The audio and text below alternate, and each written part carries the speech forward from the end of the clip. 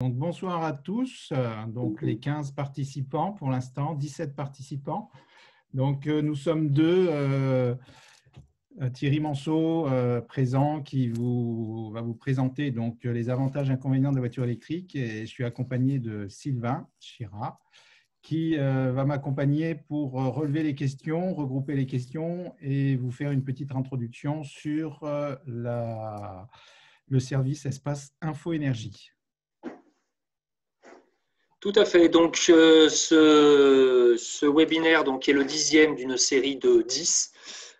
Donc, c'est un petit peu la dernière séance, en tout cas jusqu'à deux prochains. On verra si on en fait encore de temps en temps, parce que c'est vrai que ça peut présenter certains avantages. Donc, on est l'espace Info Énergie Rhône Métropole de Lyon, qui est animé par deux structures. Donc, la LTE 69, l'Agence locale de transition énergétique du Rhône, et l'ALEC Lyon. L'ALEC intervenant sur la métropole de Lyon et la LTE sur le reste du territoire du Rhône. Le service est financé par l'ADEME, la région Auvergne-Rhône-Alpes et les collectivités locales. Et le rôle du service, et notamment de la marque FER qu'a développé l'ADEME, c'est de faire du conseil gratuit, neutre et indépendant des fournisseurs d'énergie et de matériaux. Donc essentiellement un conseil aux particuliers, même s'il nous arrive de renseigner aussi des professionnels. Ces conseils ils peuvent prendre plusieurs formes. Une grosse partie de conseils techniques, avec notamment des informations sur les isolants, sur les performances des matériaux, sur les chaudières, sur tout un tas de choses.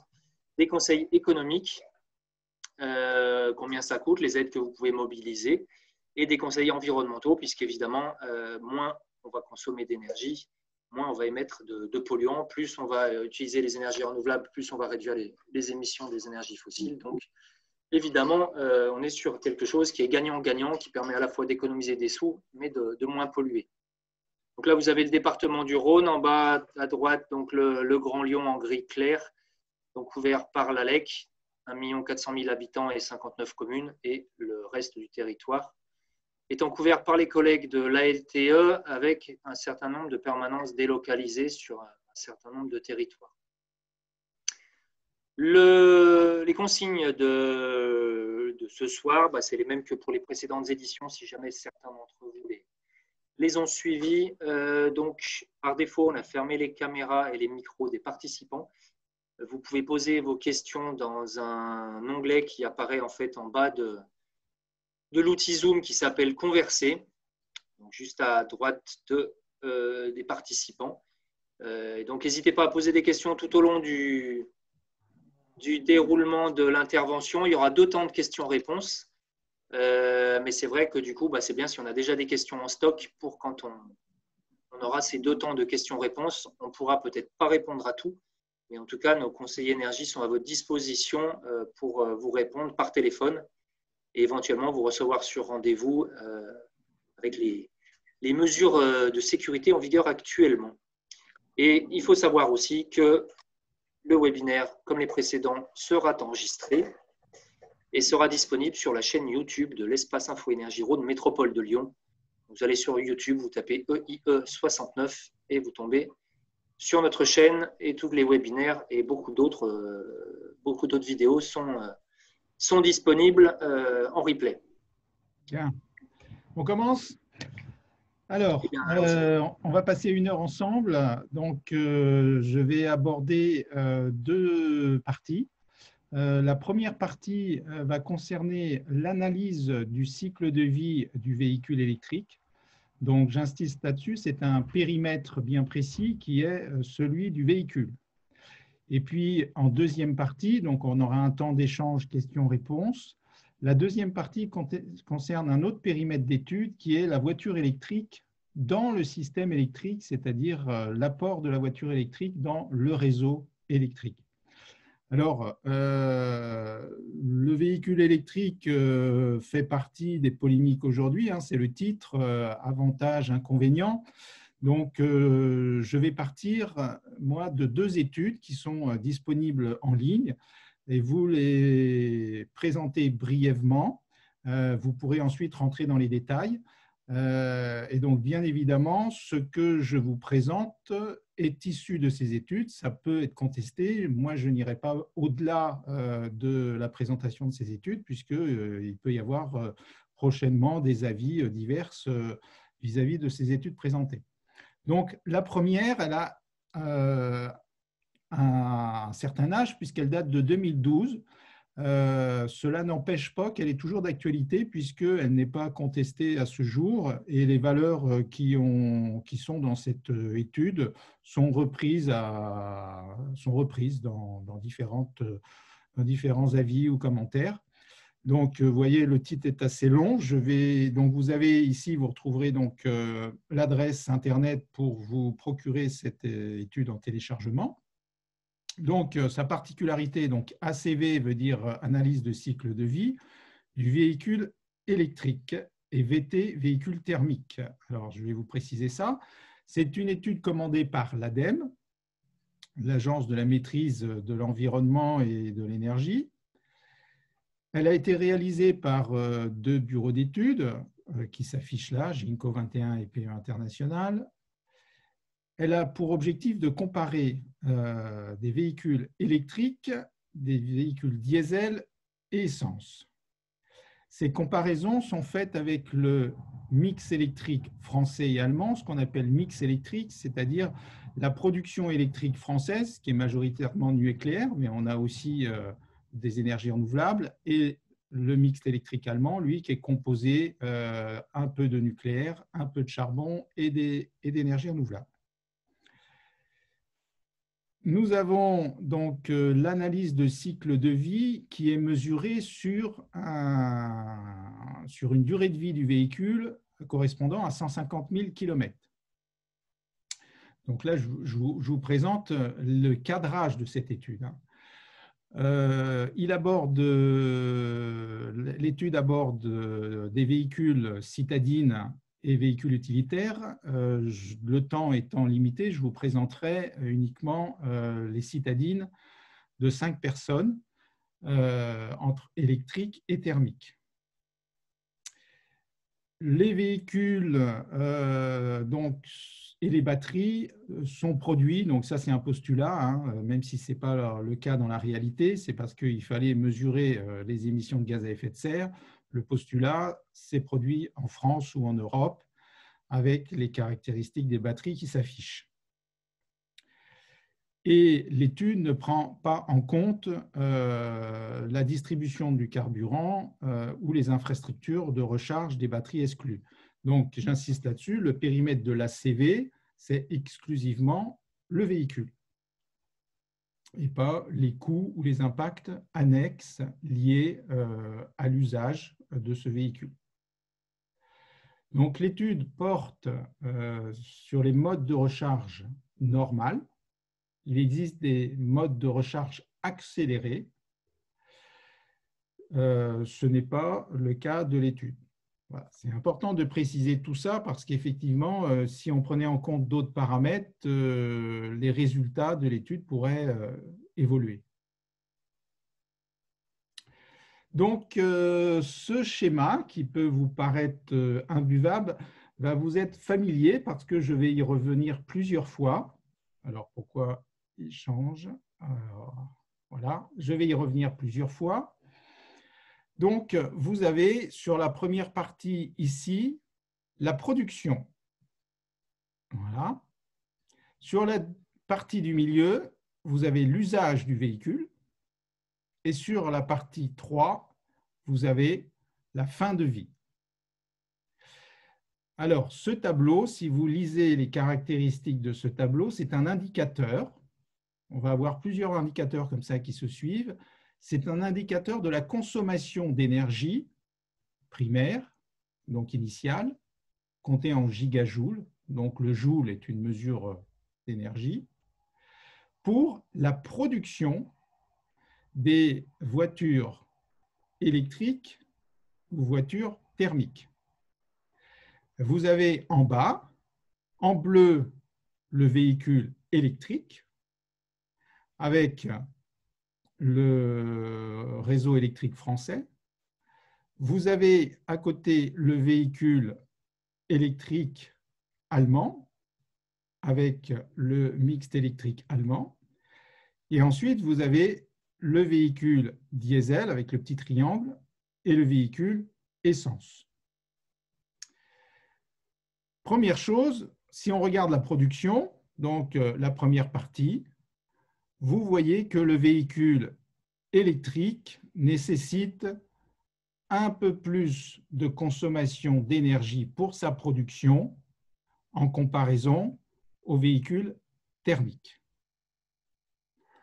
Ensuite, pour réaliser les kilomètres, 150 km, on s'aperçoit que entre le véhicule électrique sur le mixte électrique allemand et français, c'est comparable. Par contre, sur la consommation d'essence, on va avoir un petit peu plus de consommation d'essence que pour le diesel, ça on le sait, en termes de nombre de kilomètres. Quoi qu'il en soit, on arrive à quelque chose d'à peu près équivalent en termes de consommation d'énergie. On est bien sur la quantité d'énergie nécessaire en ajoutant la production et l'usage. On ne voit pas de grosse différence entre un véhicule électrique et un véhicule thermique. Que la production d'électricité soit en France ou en Allemagne, on est sur les mêmes quantités d'énergie électrique produite. Alors le schéma suivant vous montre, on le retrouvera aussi une autre fois, les avantages de la voiture électrique ou les avantages de la voiture thermique par rapport au nombre de kilomètres parcourus. Donc en haut, nous avons la véhicule électrique et en bas, nous avons le véhicule électrique en Allemagne, le véhicule électrique en France. Et les couleurs montrent si c'est plutôt favorable au véhicule thermique, VT,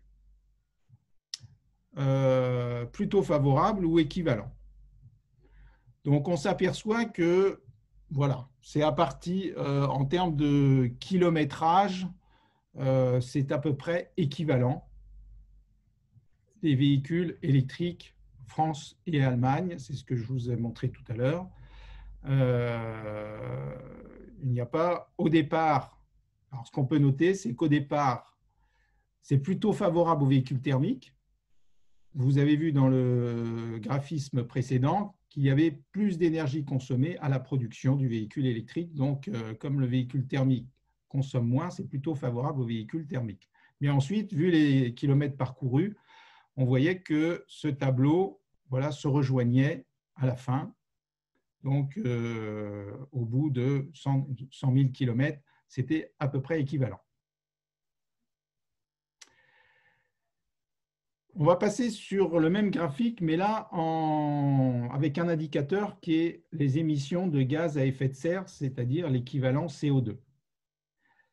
Là, il y a une particularité, c'est qu'en France, on va prendre un facteur équivalent de 110 grammes pour la production d'électricité, parce qu'elle est peu carbonée, liée au nucléaire, et le mixte électrique allemand est beaucoup plus important, 623 grammes, parce que la production électrique allemande repose sur du charbon, pas que, mais en partie, sachant que c'est une base de calcul de 2012, donc en 2020, bien évidemment, avec l'accroissement des énergies renouvelables en Allemagne, ce facteur a baissé.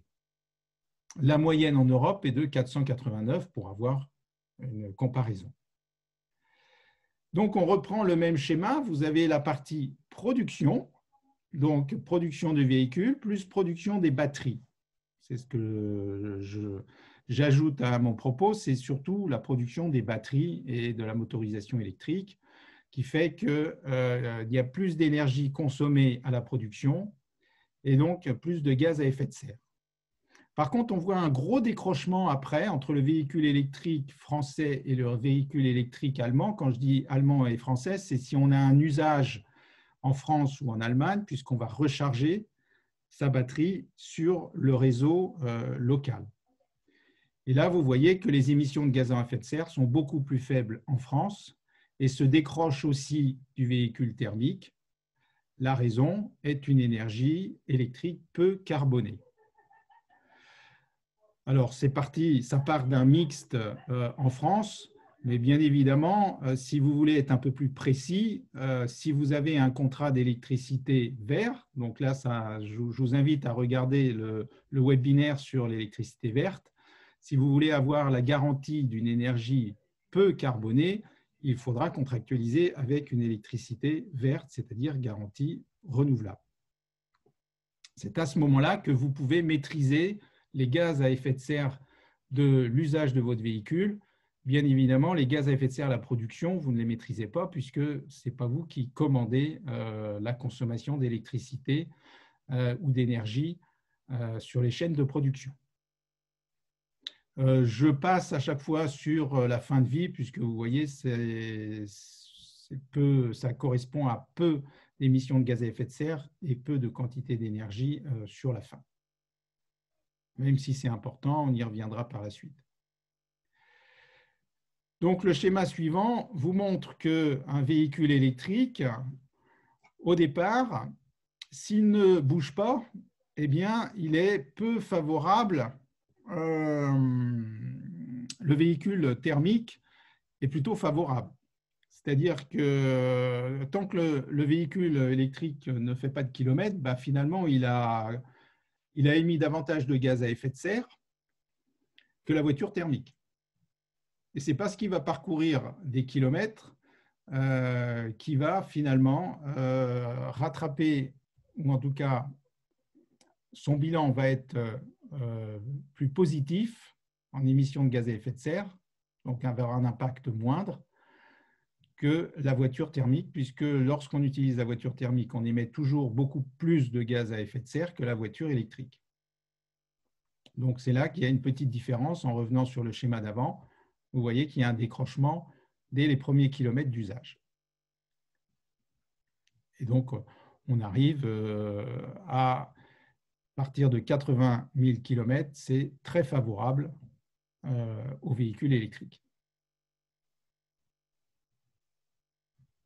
Voilà, là, vous avez donc un premier indicateur qui vous montre que je vous laisse observer cette pyramide en pourcentage sur les 150 000 km parcourus pour la voiture électrique. En émissions de gaz à effet de serre, 9 tonnes de CO2, il y a 35% qui sont consacrés à la batterie, 34% pour la fabrication des composants hors batterie, l'assemblage 4%, vous avez quasiment 75% des émissions des 9 tonnes qui sont liées à la production. Donc, quand vous avez acheté votre véhicule, 75% de l'énergie et des émissions de gaz à effet de serre, puisque là, on est sur les émissions de gaz à effet de serre, donc, ont déjà été émises. Et vous intervenez sur 26%, un quart. Donc, si possible, faites en sorte que ça soit une énergie 100% renouvelable en garantissant une électricité verte, parce que sinon, vous allez accroître l'impact de CO2. C'est là où vous avez une marge de manœuvre. Si on compare avec le véhicule thermique, toujours pour 150 000 km, lui, il aura émis 22 tonnes de CO2, donc 3 fois plus que le véhicule électrique. Mais ces émissions de CO2 sont liées à l'usage, donc sont directement liées à votre marge de manœuvre. Moins vous utilisez le véhicule thermique, mieux c'est pour la planète. Ce qui n'est pas le cas pour le véhicule électrique. Par contre, quand vous l'achetez, vous avez eu un impact important lors de son achat et de sa production. Alors, on parle beaucoup de l'indicateur des gaz à effet de serre. Là, vous voyez qu'il est très favorable pour la voiture électrique, à condition qu'on soit sur une énergie électrique décarbonée. Il faut résoudre, bien évidemment, la production, pour l'instant, qui n'est pas vraiment résolue, même si c'est des chiffres de 2012. En 2020, on est sur les mêmes proportions. Donc là, je vous présente un autre indicateur qui est l'indicateur d'acidification, toujours présent dans la même étude. Que représente l'acidification? Donc, c'est des substances acidifiantes dans la basse atmosphère. À l'origine des pluies acides, vous en avez déjà entendu parler. Les principales substances émises qui produisent cette acidification de l'atmosphère, c'est le dioxyde de soufre et l'oxyde d'azote. Elles proviennent de l'extraction du cobalt, il y a une cobalt et du nickel pour les batteries, et des émissions des raffineries pour l'essence et le diesel.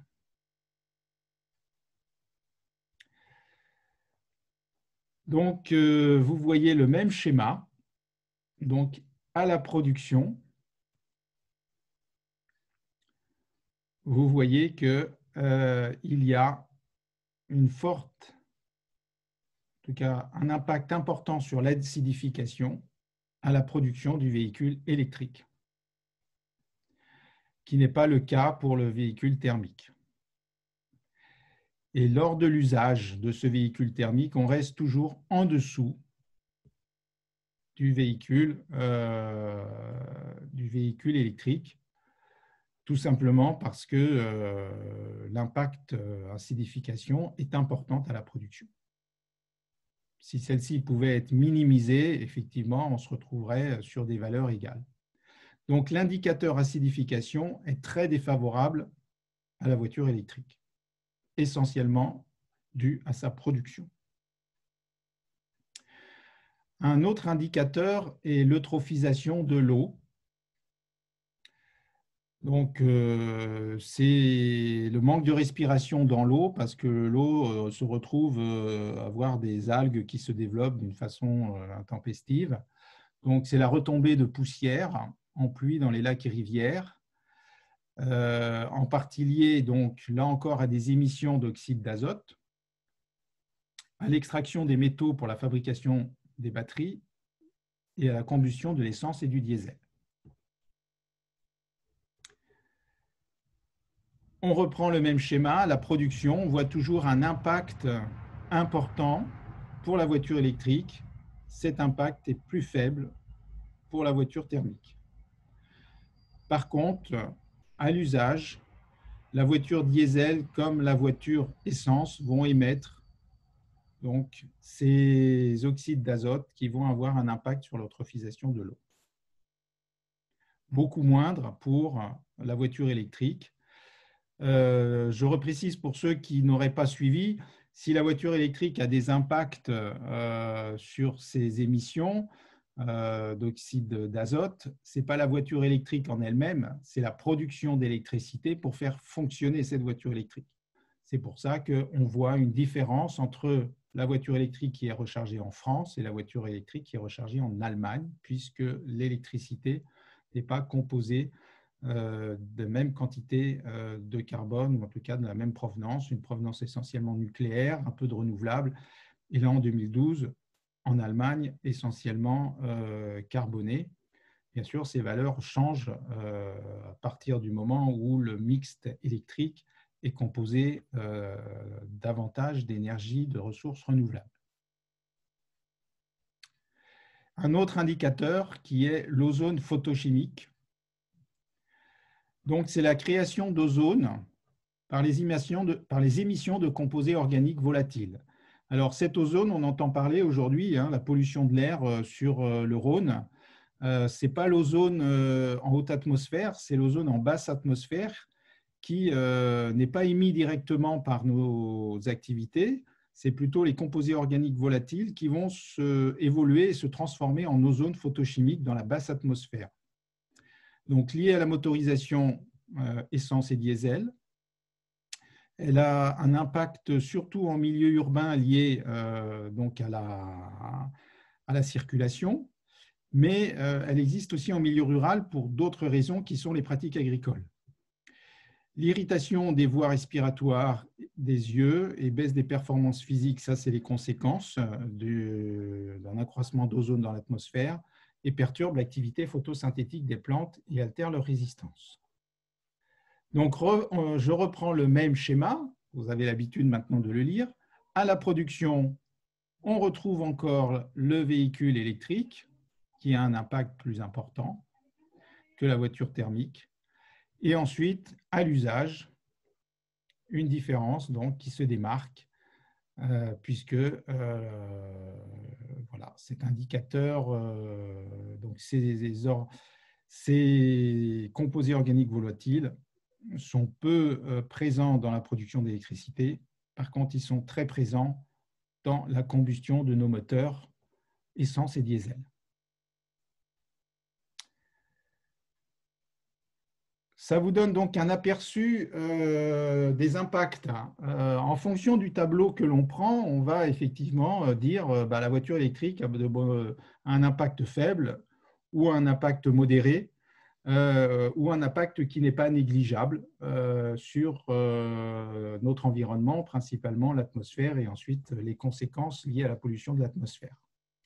Donc, une fois qu'on a pris en compte ces impacts-là, il ne faut pas négliger non plus les difficultés de la voiture électrique. Parce que du coup, on ne peut pas utiliser une voiture électrique comme on utilise une voiture thermique. 1 kg d'essence, c'est 10 000 Wh dans votre réservoir disponible.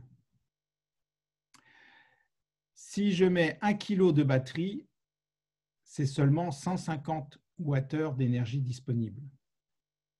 Donc, vous n'avez pas la même disponibilité, la même autonomie. Une charge de batterie, c'est environ 8 heures avec une prise classique. Si vous mettez une prise de 32 ampères, donc c'est un circuit dédié, spécifique, il faudra environ 5 heures. En comparaison avec votre réservoir d'essence ou de diesel, c'est quelques secondes pour le remplir. Donc, vous ne pouvez pas attendre de la voiture électrique la même puissance, la même autonomie qu'une voiture thermique. Il existe des charges rapides, on y reviendra dans la deuxième partie. Par contre, il y a des inconvénients. Elle endommage la batterie un peu plus vite et puis cela comporte des contraintes pour alimenter la borne de recharge au niveau du réseau. Cela nécessite donc d'assurer ces ampérages importants. Concernant les réserves de lithium, puisqu'aujourd'hui les batteries sont principalement composées de lithium, on peut dire qu'il n'y a pas de problème puisqu'elles sont abondantes. Il n'y a pas de pénurie de lithium. On en trouve, vous voyez, un peu partout, mais dans des lieux quand même concentrés, ça n'est pas chez nous. Et là, je ne vais pas développer, mais si on se penche un peu plus sur les modes d'extraction de ces métaux rares, que ce soit le lithium comme le cobalt, il y a des impacts environnementaux qui sont assez considérables. Le recyclage des batteries, puisqu'on a parlé de fin de vie, il n'y a pas de recyclage réel des batteries en boucle fermée. Le lithium n'est pas réutilisé pour faire des batteries, il est utilisé sur une boucle ouverte dans la chimie ou dans les produits du bâtiment. Mais il faudra toujours extraire, en tout cas à ce jour, on ne sait pas faire autrement, depuis 2012 et malgré toutes les recherches faites depuis, bientôt 10 ans, il est nécessaire d'extraire toujours de nouveaux métaux précieux comme le lithium pour construire ces batteries. L'électrique ne résout donc pas tout et surtout, là j'ai fait un focus sur l'ACV, l'analyse de cycle de vie du véhicule électrique comparé au véhicule thermique. Mais la mobilité des véhicules, c'est aussi d'autres problèmes que l'électrique ne résout pas. Par exemple, les particules fines. Ce n'est pas seulement la combustion de votre moteur, mais aussi l'abrasion des pneus, l'abrasion des freins, l'abrasion du revêtement routier. il est identique avec une voiture électrique comme un véhicule thermique. Il existe aussi des problèmes de congestion routière et d'encombrement de l'espace public. Vous connaissez ça si vous allez travailler tous les jours à Lyon à certaines heures. Eh bien, le véhicule à l'arrêt, c'est 95% du temps qui va occuper l'espace public.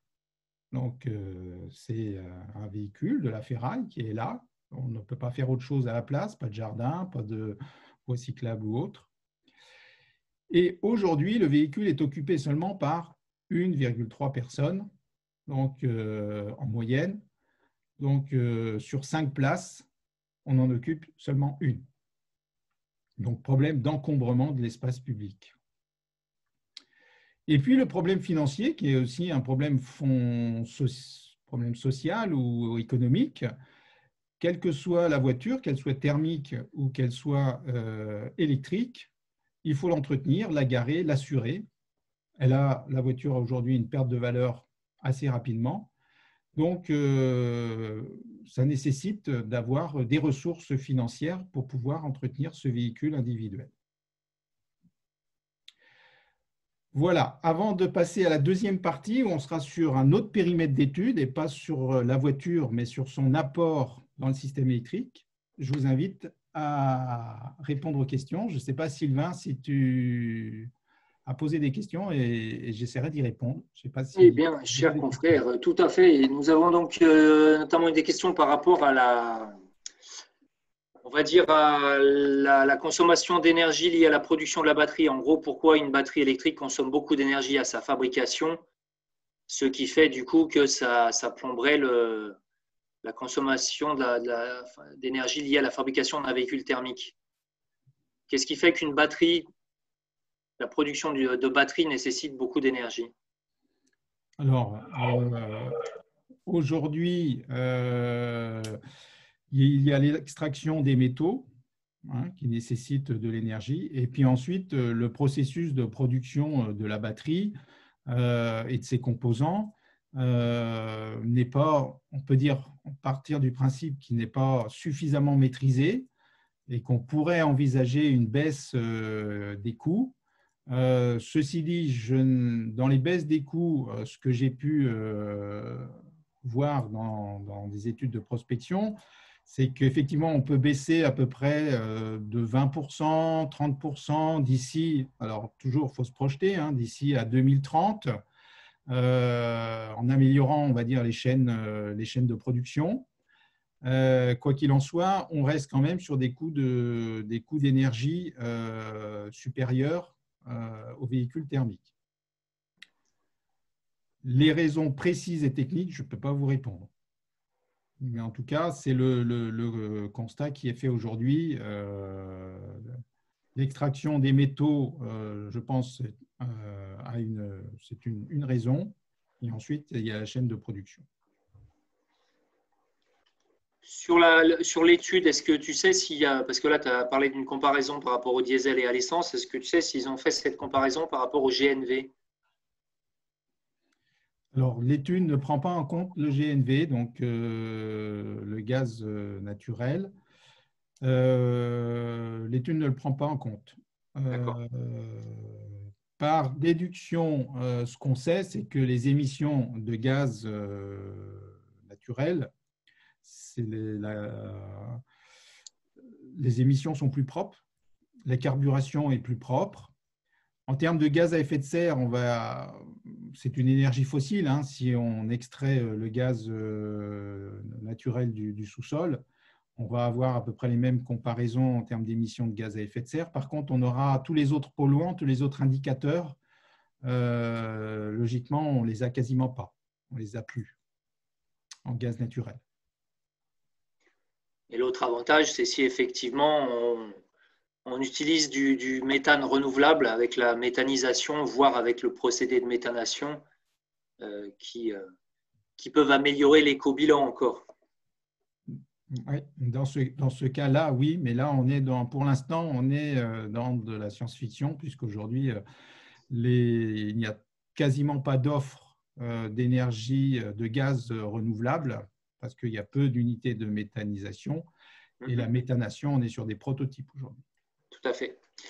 On nous demandait si les données présentées, dans quelle date de 2012, si ça avait beaucoup changé en 2020, enfin en gros, si… Non, il y a peu de changements. L'étude que je vous montrerai tout à l'heure, qui est plus sur le réseau électrique, reprend bien évidemment, réactualise l'ACV des voitures et on est sur confirme ces valeurs-là. À quelque chose près, confirme ces valeurs. C'est-à-dire qu'il faut à peu près 3 fois plus d'énergie pour la production d'un véhicule électrique qu'un véhicule thermique. Alors, question ça, je ne sais pas si tu as la réponse. On demande quand les batteries à électrolyte solide seront disponibles. Est-ce qu'il y a plusieurs technologies de batteries déjà? Alors, pour l'instant, là, on est dans du domaine de recherche. Je ne peux pas vous répondre sérieusement. Effectivement, il y a beaucoup de recherches aujourd'hui sur les batteries, mais je n'ai pas connaissance, en tout cas, de ce qui est disponible en ligne pour le grand public. On est dans de la recherche, on va dire, plutôt fondamentale et pas encore dans de la recherche industrielle accessible. Donc, est-ce qu'on aura des batteries révolutionnaires d'ici 10, 20 ans, 30 ans? Vous savez que pour mettre une chaîne en production, il faut plutôt une dizaine d'années. Donc, peut-être qu'on aura ces batteries magiques, mais ça sera d'ici 2050. Or, le problème à résoudre pour le réchauffement climatique et la pollution de l'air, c'est dans les 10 ans qui viennent, donc c'est maintenant. Donc, on n'a pas ces technologies disponibles, même s'il y a des laboratoires de recherche qui travaillent sur de nouvelles technologies de batterie. Alors, une question. On nous dit, je comprends la différence entre l'électricité française et allemande à l'usage, mais pourquoi cette différence n'est pas répercutée pour la production des véhicules? Est-ce que ce n'est pas la même électricité que lors de l'usage? Alors là, on est sur un ratio. C'est effectivement une production qui est plutôt à l'échelle européenne. Donc, on n'a pas pris en compte, l'étude ne prend pas en compte la délocalisation de la production. Donc, c'est un ratio qui est pris, un véhicule allemand et français, c'est à peu près les mêmes quantités d'énergie et les mêmes émissions de carbone sur le postulat qui est posé. Bien sûr, ça pourrait être un peu plus affiné, mais la difficulté, c'est qu'aujourd'hui, l'assemblage des véhicules, il faut considérer plutôt à l'échelle européenne, sachant qu'un certain nombre de véhicules sont produits en Asie. Et donc là, il faudrait mieux connaître les valeurs d'émissions en Chine et en Asie, ce qui complique en tout cas le périmètre de l'étude. Mais ce n'est pas impossible. Mais en tout cas, l'étude est partie sur un postulat que c'était une production à l'échelle européenne, dont la France et l'Allemagne, et donc c'est un ratio qui est pris pour les deux et qui est semblable. Par rapport au système on entend parler depuis assez longtemps, pour certains, moi-même depuis que je commence à travailler, que j'ai commencé il y a 20 ans à travailler dans l'énergie, la pile à combustible, l'hydrogène, enfin en gros d'autres modes de propulsion de véhicules. Alors, oui, on parle beaucoup d'hydrogène aujourd'hui. Mais ce que je vous présente, je n'ai pas de réponse, je n'ai pas de comparaison à faire si cela a plus d'impact ou moins d'impact, si dans la chaîne d'énergie, il y a plus de pertes dans la production d'hydrogène et son usage que l'électrique, je ne peux pas faire ces comparaisons, puisque je n'ai pas d'éléments pour vous le témoigner. Par contre, il y a des projets pilotes intéressants sur la production d'hydrogène à partir d'énergies renouvelables, parce que si on produit de l'énergie à partir du pétrole, ça n'a pas beaucoup d'intérêt. Donc, la production d'hydrogène à partir d'énergies renouvelables pour l'usage de véhicules, il y a des offres de véhicules hydrogène. Par contre, il faut trouver après les moyens de remplir son réservoir. Ça reste, on va dire, des niches, ça reste des expériences pilotes intéressantes, mais je ne peux pas faire de comparaison avec le thermique et l'électrique aujourd'hui. Il faut simplement retenir que l'hydrogène est intéressant à condition de le maîtriser, bien évidemment, et ça, il y a quelques expériences qui le montrent pour les véhicules, mais surtout, il faut le produire à partir d'énergies renouvelables. Donc, tant qu'on ne développe pas le photovoltaïque et l'éolien d'une façon de masse, il n'y a pas de solution. Et puis c'est vrai que voilà, bon, on a eu des véhicules en France, test, où la pile à combustible faisait à peu près la taille de tout le véhicule. Bon, moi j'entendais il y a 10 ans, 15 ans, ah, mais il y aura dans quelques années des véhicules à pile à combustible, il y aura des téléphones et des ordinateurs à pile à combustible. Bon, on attend toujours. Il faut d'abord être capable de miniaturiser, il faut être capable de faire en sorte qu'effectivement, ce qu'on gagne d'un côté, on ne le perde pas en augmentant le poids du véhicule. Il y a le problème des catalyseurs aussi. Sur la pile à combustible, on utilise notamment du platine qui est rare et qui est cher. L'hydrogène, il y a le problème du stockage. Je crois que c'est des réservoirs à 200 bars de pression. Donc voilà, en fait, chaque technologie a elle-même ses contraintes et que il faut arriver à… Un des problèmes aujourd'hui, c'est que les véhicules, plus ils sont lourds, plus ils vont consommer. Donc voilà, c'est un… On va passer à la deuxième partie. Travail de recherche. Il est déjà 18h44. Les questions ont été épuisées là? Est-ce que tu vas faire intervenir les coûts de recyclage dans les comparatifs qui vont suivre? Point le plus significatif et problématique pour les batteries. Alors, je vais évoquer sur le cycle. Ouais. On va revenir sur les impacts du recyclage. Eh bien, allons-y. Donc, je reprécise ce périmètre d'étude qui n'est pas le même que la CV, qui consiste à donner les avantages de la voiture électrique pour le développement du réseau électrique français, de façon à ce que ce réseau électrique français soit davantage alimenté en énergie renouvelable. Donc, comment la voiture électrique contribue à la transition dit écologique en France, c'est-à-dire principalement à la transition énergétique du réseau électrique. Cette étude donc, est portée par la Fondation pour la nature et l'homme, mais a associé, vous voyez, le consortium, a assuré donc plusieurs expertises, l'ADEME, des ONG environnementales, mais aussi le groupe Renault, AVER, qui est une association pour le développement des véhicules électriques, RTE, qui est le réseau de transport d'électricité. Donc, une relecture, une expertise qui est intéressante et donc qui vous montre voilà, sur quel savoir, sur quelle connaissance cette étude, et vous pouvez la télécharger, elle est disponible en ligne. Il suffit donc de taper le titre de cette étude. Alors, l'étude aborde la contribution du véhicule électrique à la transition écologique en France. Il y a trois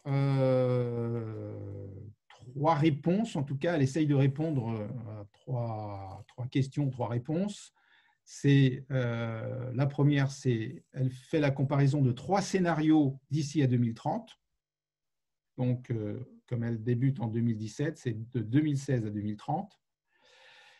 On part du postulat que la voiture électrique participe à l'équilibrage du réseau électrique en France. Donc, elle a un rôle actif dans l'équilibrage du réseau électrique. Et on part du principe que les batteries vont être réutilisées après l'usage dans les véhicules. Donc, finalement, on allonge la durée de vie des batteries pour améliorer l'analyse du cycle de vie du véhicule, mais au-delà de l'usage du véhicule.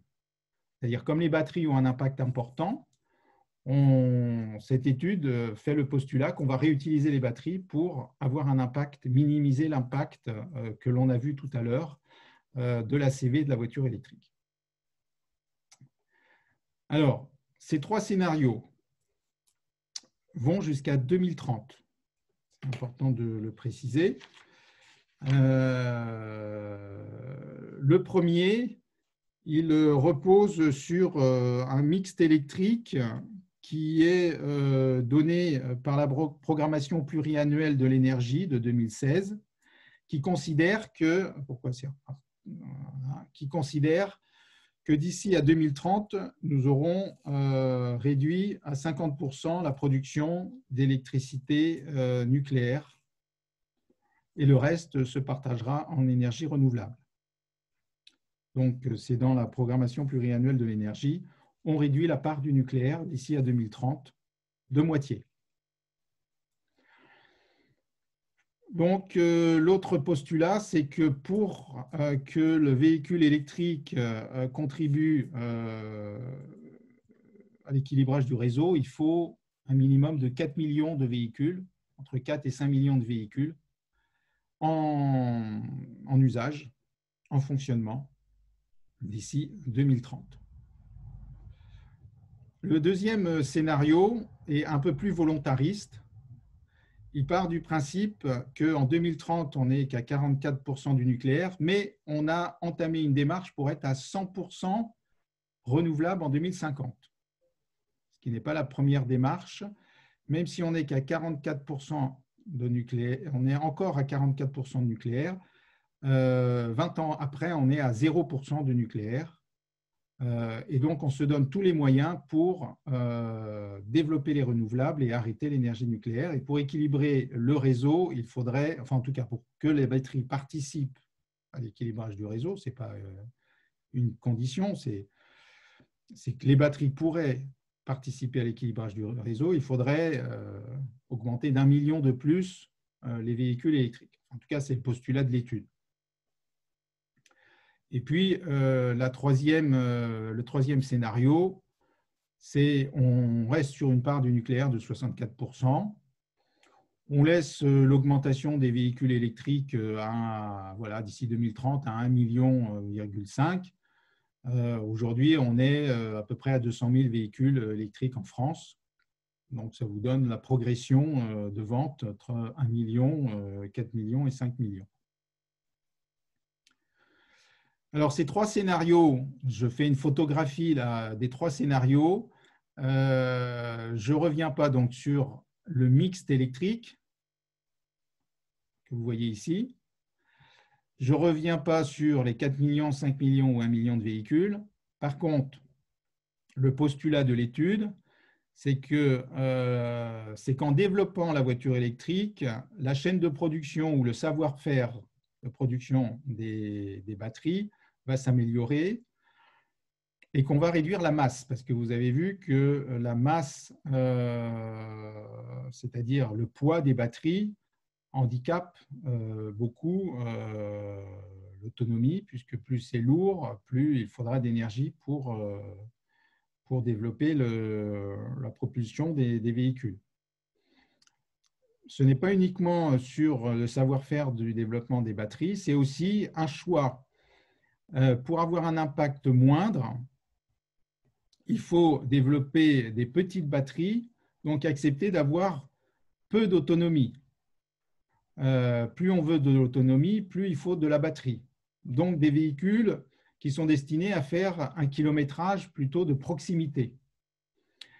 Et c'est dans ces conditions que vous voyez, tout est vert ici, les ONG environnementales ont considéré que l'étude pouvait être plutôt favorable dans ce cas de figure qu'en essayant de maximiser l'autonomie avec des batteries plus lourdes. Et l'autre condition, c'est que ce véhicule soit branché sur le réseau de façon à pouvoir piloter la charge et la décharge de la batterie. On appelle ça un système V2G. C'est-à-dire que si le réseau a besoin d'électricité, il va absorber, en tout cas, il va prendre de l'énergie électrique à la batterie. Il ne va pas la vider, bien sûr. Il va prendre 10 à 20% d'énergie, mais pas plus, de façon à ce que le véhicule ait toujours de l'autonomie. Et donc, c'est le pilotage de cette charge et de cette décharge qui va permettre de répondre à certaines pointes du réseau électrique. Donc, stocker l'énergie renouvelable quand elle n'est pas disponible, en bref, c'est ça, et restituer cette énergie électrique renouvelable quand elle est nécessaire et que le véhicule est à l'arrêt. Puisque je vous rappelle que les véhicules sont à l'arrêt 95% de leur temps. Donc, c'est des batteries potentiellement disponibles pour équilibrer les pointes du réseau. Donc, voilà le postulat de l'étude et pourquoi le véhicule électrique peut contribuer à la transition énergétique via le stockage d'électricité renouvelable par les 4 millions de batteries ou 5 millions de batteries disponibles d'une façon alternée, mais la nuit, par exemple, elle serait disponible en permanence, sauf les quelques véhicules qui rouleraient. Donc, je vous ai dit qu'il y avait 100 000 véhicules aujourd'hui, en 2017, en circulation en France. Pour passer à 4 millions, 5 millions, ça fait une grosse progression.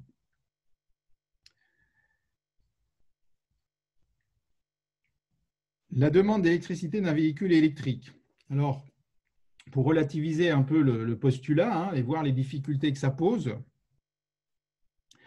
un véhicule électrique, c'est environ 150 Wh d'électricité finale pour faire 1 km. C'est une moyenne, un ratio. Si je fais une comparaison de votre facture d'électricité, si vous n'avez pas de chauffage électrique, vous êtes environ à 3000 kWh par an, peut-être 4000 si vous êtes un peu gourmand. Si vous faites 20 000 km par an avec votre véhicule, les ratios, c'est autour de 13 000. Mais voilà, 20 000 pour avoir des chiffres ronds. 20 000 multiplié par 150 Wh par kilomètre, on arrive à 3000 kWh par an. Donc, c'est le doublement de votre facture d'électricité. Ce n'est pas anodin. Ceci dit, si on compare à l'échelle nationale, 1 million de véhicules électriques, c'est une demande de 2 TWh par an, soit 2 millions de Wh par véhicule sur l'année. Donc, c'est des chiffres qui vous permettent de comparer. Si on fait 5 millions de véhicules, ça voudra dire 10 TWh par an. La consommation annuelle d'électricité est de 480 TWh, ce qui représente 3% de la consommation totale. Donc, ramener à la consommation globale sur le nombre de véhicules projetés, on voit que ça n'a pas un impact fort, finalement, la consommation d'électricité. Là où c'est plus compliqué, c'est de dire les pointes, on va les résoudre uniquement, en tout cas dans ce cas de figure, uniquement ou principalement en chargeant des batteries et en déchargeant ces batteries. C'est pour ça qu'il faut beaucoup de véhicules électriques. Mais le postulat n'est pas de dire peut-être que les pointes, on peut les éviter autrement pour un coût environnemental plus faible et peut-être un coût financier plus faible aussi. Mais ça ne rentre pas dans le paramètre de l'étude. Donc, on est bien dans un cadre qui dit il faut écrêter la pointe d'électricité et les batteries permettent d'y répondre. Alors, voici le schéma que vous retrouverez dans l'étude qui vous permet de comprendre le périmètre de cette étude. Vous avez ici le cycle de l'ACV qu'on a vu tout à l'heure sur la première étude, c'est-à-dire production, usage, fin de vie et recyclage, et impact, point d'interrogation, puisque je vous ai dit que c'était une boucle ouverte. On ne sait pas ce que devient le lithium ensuite, ou les métaux rares, même s'ils ont été recyclés dans l'industrie chimique ou dans l'industrie du bâtiment. Après, qu'est-ce qu'on en fait? Ça, c'est la boucle ouverte. Pour améliorer cette boucle-là, l'étude que je vous présente crée 2 autres boucles La première, donc, c'est le réseau intelligent, ce qui permet à ce que la batterie ne serve pas uniquement au véhicule, mais serve aussi à équilibrer le réseau. Donc, c'est un intérêt supplémentaire qui permet de lui donner une valeur ajoutée à la transition énergétique. Et l'autre boucle, c'est qu'en fin de vie pour le véhicule, il faut savoir que lorsque une batterie ne peut plus se remplit qu'à 80%, on a beaucoup moins d'autonomie. Et donc, il faut changer les batteries pour garder cette autonomie, parce que ce qu'on demande à un véhicule, c'est de l'autonomie. Et donc, ces batteries n'ont plus d'usage pour la mobilité, mais peuvent en avoir pour des usages stationnaires, c'est-à-dire stocker de l'énergie pour des quartiers, des immeubles. Et donc, il va falloir les reconditionner et donc leur donner une seconde vie où ils pourront être utilisés jusqu'à 50% de leur potentiel. Après, ça devient moins pertinent de les conserver. Donc, ils peuvent encore avoir un usage pendant 5 ans environ.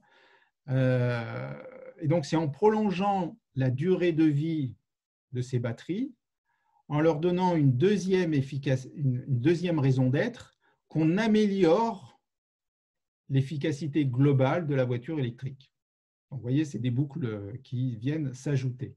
En tout cas, c'est le postulat de cette étude qui dit finalement la voiture électrique, en allant sur 4 millions, 5 millions de véhicules, elle peut contribuer à la transition énergétique du réseau. Mais la question de dire est-ce qu'on peut contribuer à la transition énergétique du réseau autrement qu'en utilisant du véhicule électrique, elle n'est pas posée dans l'étude. Alors, je vais terminer. Ces associations, ces ONG d'environnement, même s'ils ont participé à l'étude et la valident, posent des réserves sur le développement du véhicule électrique. Entre autres, 8 conditions du développement de l'électromobilité. Je vous invite à télécharger ce document, il est en ligne. C'est les 8 conditions du développement de l'électromobilité. Il est en ligne sur le RAC, le Réseau Action Climat. Je ne vais pas développer les 8 conditions, mais par contre revenir sur la question de la sobriété, parce qu'en gros, c'est un peu ça. Déplacer une personne dans un véhicule de plus d'1 tonne, est-ce vraiment pertinent dans une démarche de transition énergétique ou transition écologique? Sachant que l'objectif, il ne faut pas la perdre de vue, c'est toujours réduire les émissions des véhicules, quelles qu'elles soient électriques ou thermiques. Et on a vu que les émissions des véhicules électriques n'étaient pas totalement résolues dans leur usage avec la production de particules fines au freinage, à l'usure des pneus et des routes. Il faut réduire le poids des véhicules. Et on voit que le véhicule électrique est plus lourd que le véhicule thermique. Donc, si on réduit le poids, on a moins d'autonomie. Donc, il faut changer complètement nos modes d'usage du véhicule individuel parce qu'il ne pourra pas répondre à notre demande de liberté comme le véhicule thermique nous le permet.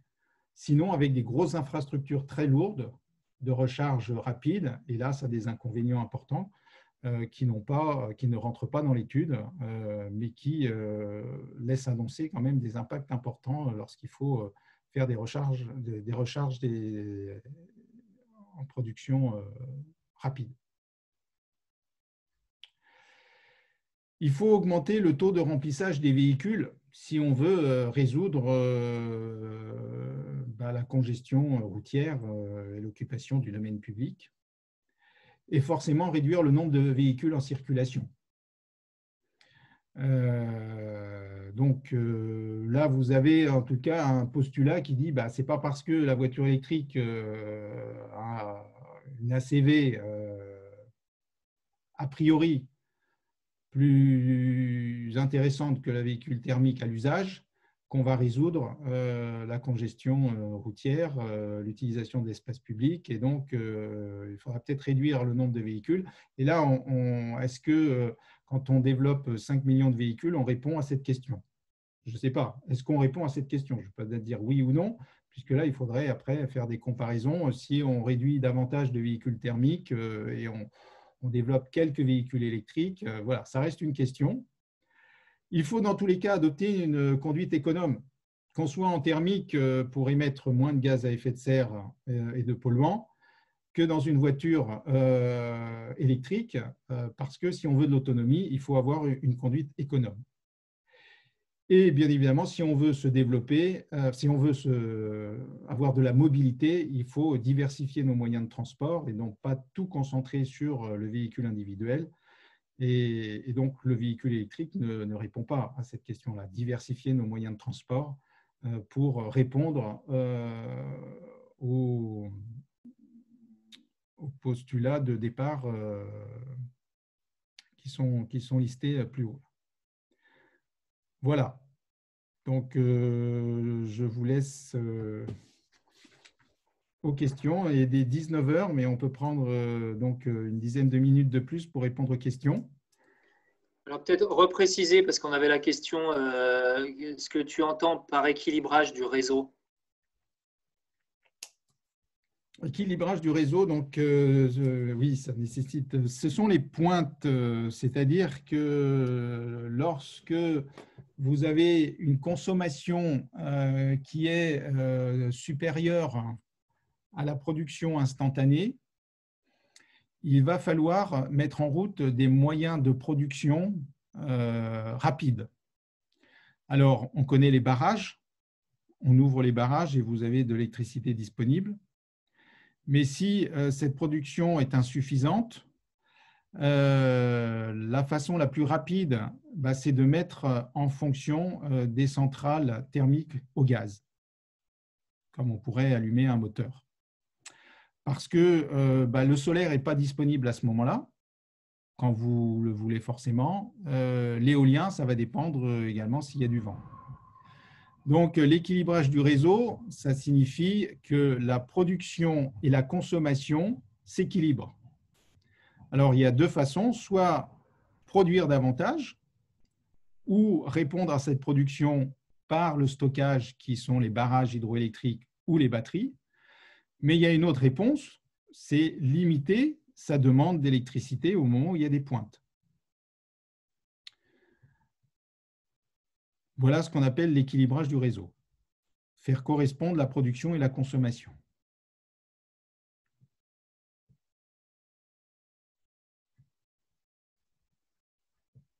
C'est mieux avec le micro. Autre question, est-ce que tu as un avis ou entendu parler des véhicules avec capteurs photovoltaïques intégrés, tels que la Sonotion? Alors, je ne sais pas si tu as entendu parler de cette voiture. C'était une start-up allemande qui avait lancé une souscription qui devait sortir ça l'an dernier. Je ne sais pas si elles sont sorties ou pas au final. Mais du coup, il y avait quelques mètres carrés de panneaux photovoltaïques intégrés dans la carrosserie. Oui, alors des expériences de ce type, pourquoi pas, mais vous voyez que le besoin d'un véhicule électrique ne pourra jamais être compensé par quelques mètres carrés très faibles de photovoltaïque sur une voiture. C'est insignifiant. Ça peut participer à l'esthétisme de la voiture, mais en tout cas, ça ne répondra pas à votre demande de déplacement. Ouais, je crois que là, il donnait maximum une autonomie de 30 km, mais ça doit être avec le solaire sur une autonomie globale, je crois, de 250 km, quelque chose comme ça. Mais en tout cas, voilà, ça apporte une part, mais c'est quand on sait ce que produit, on va dire, un mètre carré de panneau photovoltaïque par rapport à ce que consomme un moteur pour faire avancer une voiture, ça reste quand même quelque chose de marginal sur la consommation globale. Il y a plusieurs choses à prendre en compte. Quand on donne ces chiffres-là, il faut savoir ce qu'on compare. Moi, je n'ai pas le modèle. Si on est sur des véhicules très légers, extrêmement légers, avec une personne, effectivement, on va pouvoir faire beaucoup plus de kilomètres. mais je ne pense pas que vous attendez voilà, c'est pas votre demande d'être dans un véhicule de type boîte à savon. Donc, si on compare les véhicules d'aujourd'hui et leur poids, non, la surface sur un véhicule ne permettra pas d'atteindre ce kilométrage. Il faudra reprendre les calculs, mais là, j'y crois pas. C'est déjà un peu plus facile sur les bateaux parce que les bateaux vont moins vite, qu'il y a plus de surface et qu'il y a moins de frottement sans doute aussi. Mais en tout cas, effectivement, ça restera marginal sur la consommation d'un véhicule classique. Il y a des expériences intéressantes, hein. Il y a des courses de voitures solaires, mais regardez la légèreté de ces voitures solaires qui sont mises en course. Oui. C'est généralement des roues de vélo. Les gens qui pilotent sont pratiquement couchés par terre. C'est effectivement pas la voiture de monsieur et madame tout le monde où on peut mettre les courses, les enfants, la poussette. On est sur un autre type de véhicule et un autre usage. Mais je n'ai pas d'autres questions, en tout cas, pour la…